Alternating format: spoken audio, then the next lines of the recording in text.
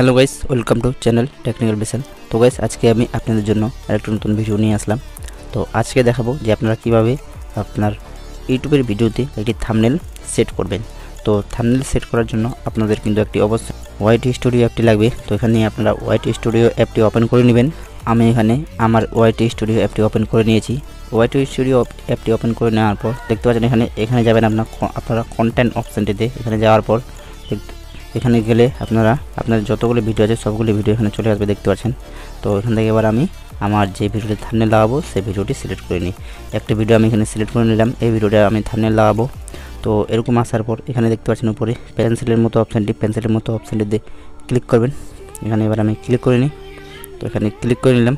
তো পেন্সিলের মতো অপশানটিতে ক্লিক করে নেওয়ার পর তারপরে আবার এখানে দেখতে পাচ্ছেন পেন্সিলের মতো অপশানটি এদিকে বাম সাইডে পেন্সিলের মতো অপশানটিতে আবার এখানে ক্লিক করবেন। তো এখানে ক্লিক করে নিই, এখানে ক্লিক করে নিলাম। ক্লিক করে নেওয়ার পর দেখতে পাচ্ছেন এখানে লেখা আছে আমাদের কাস্টম থাম্বনেল। এবার আপনারা এখানে কাস্টম থাম্বনেলে ক্লিক করে নেওয়ার পর এখানে আপনাদের সামনে সবগুলি ফটো চলে আসবে। এখানে এবার আপনারা আপনার থাম্বনেলটি চুজ করে নেবেন, কোথা থেকে চুজ করবেন। একটি থাম্বনেল আমি দেখতে পাচ্ছেন, এই থাম্বনেলটি আমি চুজ করলাম। করে নেওয়ার পর উপরে ডন বলে ডনে ক্লিক করে দেবেন, ডান সাইডে উপরে ডনে ক্লিক করে দেবেন। এখানে ক্লিক করে দিলাম। ক্লিক করে দেওয়ার পর দেখতে পাচ্ছেন আমার থাম্বনেলটা যেটি আছে সেটি আমার সেট হয়ে চলে এসেছে। তো এবার সেট হয়ে আসার পর তারপরে উপরে আপনারা এখানে সেভ বলে অপশানটিতে সেভ করে দেবেন। সেভ বলে অপশানটিতে সেভ করলে আপনার যে থাম্বনেলটি আছে সেই থাম্বনেলটি লাগে যাবে। তো এখানে এবার আমি সেভ করে দিই।